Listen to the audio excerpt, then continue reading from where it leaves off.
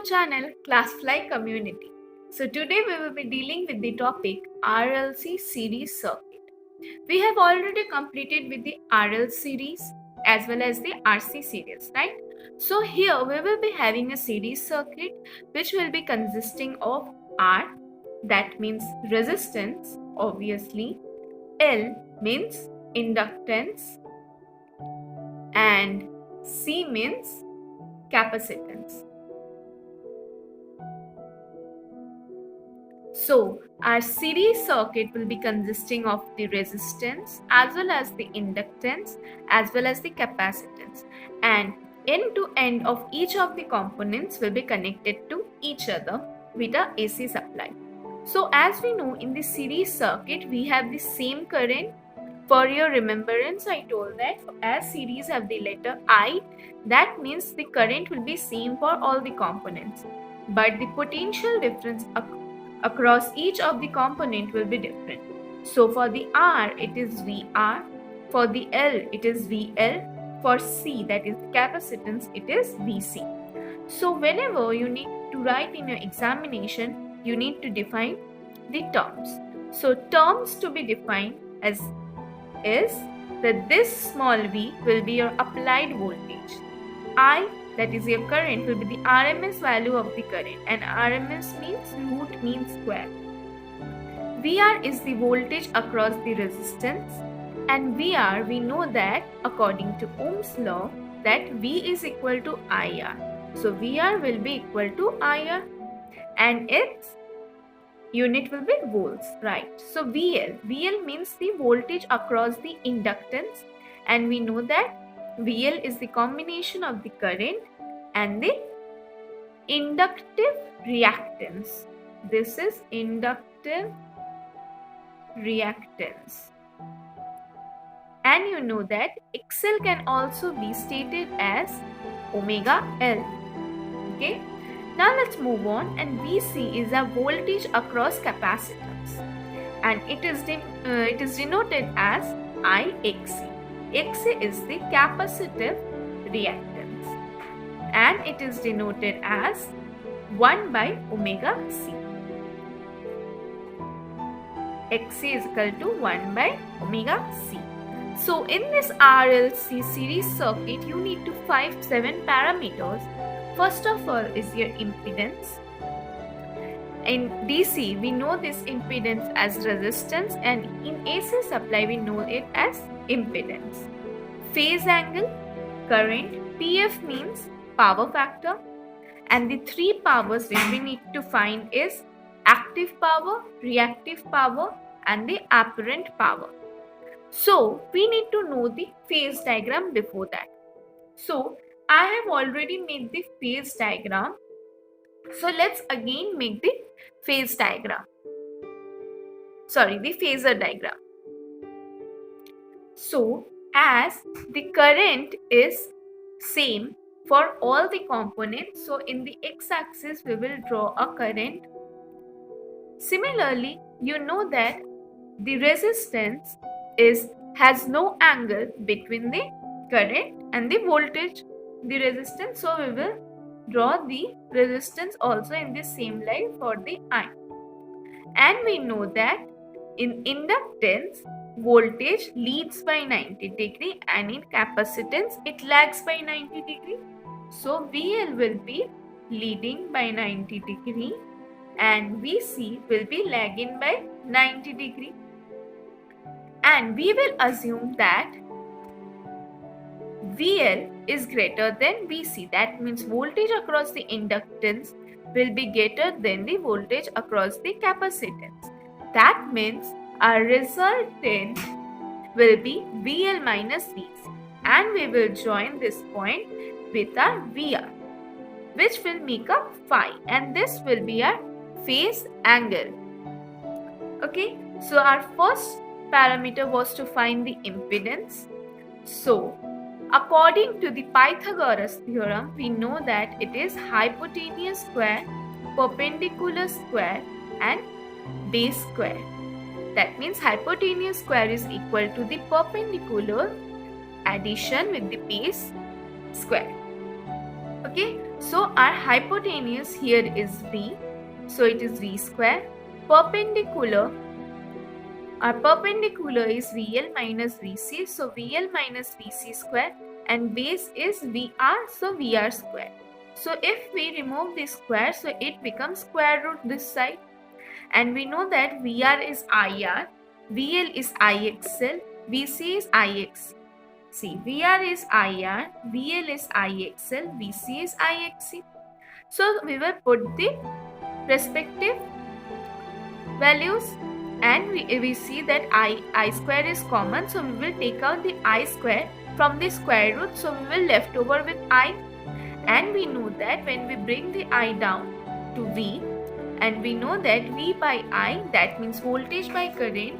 For DC it's resistance, but for AC is Z, and Z means our impedance.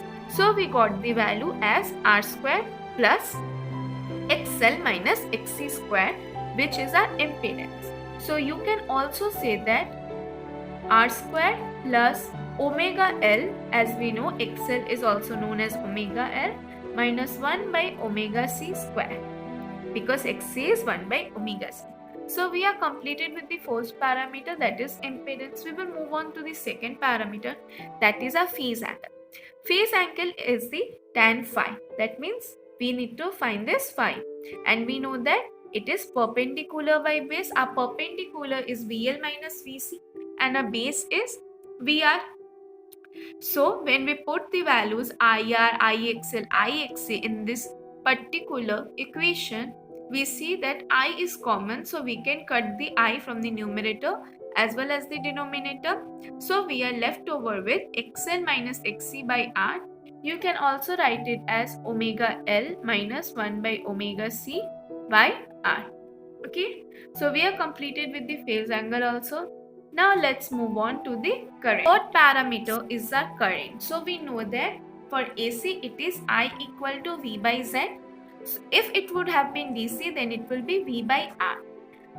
We know the value for the Z because we have already find the impedance. It is R square plus XL minus XC square, and we know that I unit is ampere. You can also write this as V by root under R square plus omega L minus 1 by omega C square. Now we will move on to a fourth parameter, which is the power factor. So power factor means cos phi. So let's again draw the phasor diagram. So we know that this is our I. So it's the I, and we know that resistance, voltage across the resistance, and the I doesn't have any angle, so it will be in the same line. VL will be leading because in inductance it leads, and in capacitance it lags by 90 degree. And as we assume that VL is greater than VC, so we will have a resultant which is VL minus VC, and we will join this one to our VR, and this will be our phi. So now we can see that cos phi means base by hypotenuse. So our base is VR and our hypotenuse will be this V, and we know that VR is IR and V means the total voltage will be I dot Z. So I gets cut and we are left over with R by Z, and we know that Z is R square plus XL minus XC square. You can also write this by changing the value of XL to omega L and XL to 1 by omega C. We need to also see the sin phi. We are doing the sin phi because it will be required in the reactive power. So we know that it is perpendicular by hypotenuse, and a perpendicular is VL minus VC by V, right? And we know that VL is IXL and VC is IXC, and V is IZ because this is the total voltage, and I is common, so I gets cut from the numerator as well as the denominator. So we are left over with XL minus XC by Z. Here also you can change the value of XL to omega L and XC to 1 by omega C.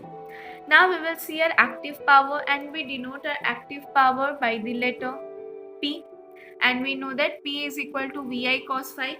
We have already known the cos phi value, that is R by Z. So when we bring this Z down to V, we get V by Z, and we know that V by Z is our current. So it gives us I square R, and its unit is what? Similarly, a reactive power we denoted as Q, and it is Vi sin phi. I told we are doing sin phi because it will be needed for the reactive power, and we know that sin phi is XL minus XC by Z. So similarly, V by Z means I.